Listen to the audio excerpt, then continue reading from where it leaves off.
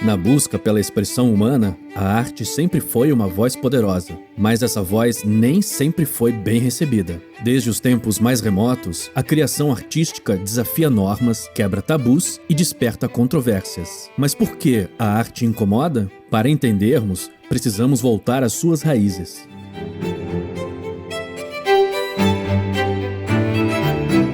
Na antiguidade, a arte era um reflexo da cosmovisão das civilizações. Das pinturas rupestres que adornavam as cavernas aos majestosos templos erguidos em homenagem aos deuses, a arte permeava todas as esferas da vida humana. Mas mesmo nesses tempos remotos, ela já desafiava fronteiras e conceitos estabelecidos. A arte sempre foi uma forma de comunicação, uma maneira de os seres humanos expressarem suas emoções, suas ideias, suas crenças. E isso, por si só, já é intrinsecamente controverso, porque nem sempre as pessoas vão concordar com o que está sendo comunicado. Veja o Renascimento, onde a arte ganhou novos significados e perspectivas, desafiando dogmas religiosos e inaugurando uma era de experimentação. Os movimentos posteriores, como o impressionismo e o cubismo, seguiram nessa linha, questionando a própria natureza da representação visual. O Renascimento foi um período de grande transformação na história da arte, porque os artistas começaram a buscar a verdadeira natureza das coisas, tanto na arte quanto na ciência. Isso naturalmente gerou desconforto entre aqueles que estavam acostumados com as convenções estabelecidas. No século XX, a arte se tornou um campo de experimentação radical, desafiando não apenas a estética, mas também as normas sociais e políticas.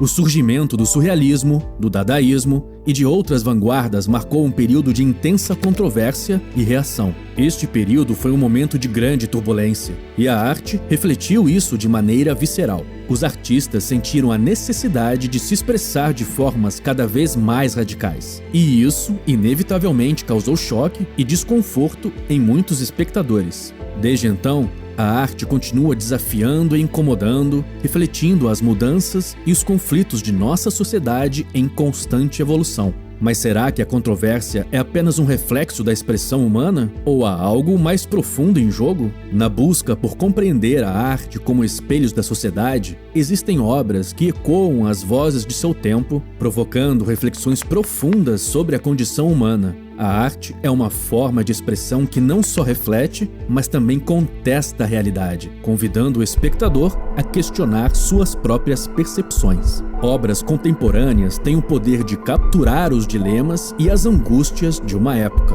Um exemplo marcante é a obra Guernica, de Pablo Picasso, que denuncia os horrores da Guerra Civil Espanhola e continua relevante até hoje. Night Talks, de Edward Hopper, retrata a solidão urbana na América do século XX. Ou o trabalho da artista mexicana Frida Kahlo, cujas pinturas autobiográficas abordam temas como identidade, dor e feminismo. É crucial equilibrar a liberdade artística com considerações éticas e sensibilidades do público, como o caso da performance Bodies, de Gunther von Hagens, que provocou debates éticos ao exibir corpos humanos reais em poses artísticas. A escultura de Christian Wiesball enfrentou críticas e elogios por seu posicionamento em frente ao famoso touro de Wall Street, simbolizando a luta por igualdade de gênero. As melhores obras frequentemente desafiam convenções e provocam desconforto. A arte deve nos confrontar com verdades difíceis, como a série fotográfica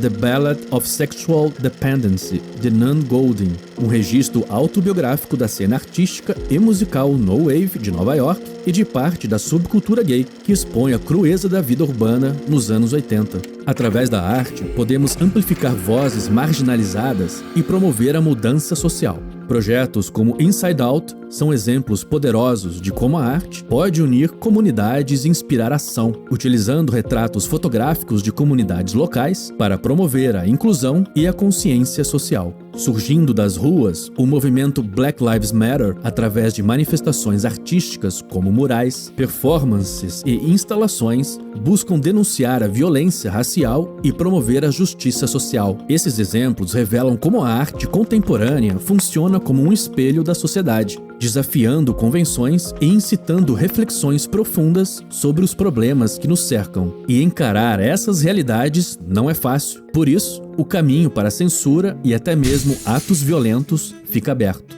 Testemunhamos as multidões que se reuniram diante do Museu de Arte Moderna de Nova York em 1971, em protesto contra a exposição da obra Peace Christ, do artista Andrés Serrano, que retrata uma imagem de Cristo submersa em urina. Nosso olhar se volta também para as marchas e petições contra as performances de Marina Abramović, que vem testando consistentemente os limites de sua própria resistência física e mental em seu trabalho, sujeitando-se à exaustão, à dor e até à possibilidade de morte. E em seu trabalho inicial, Ritmo Zero, Abramović convidou o público a interagir livremente com ela da maneira que quisessem, resultando notoriamente em uma arma carregada apontada para sua cabeça. O caso da fotografia Menina Vietnamita Correndo, que captura uma menina vietnamita fugindo de um ataque com napalm durante a Guerra do Vietnã.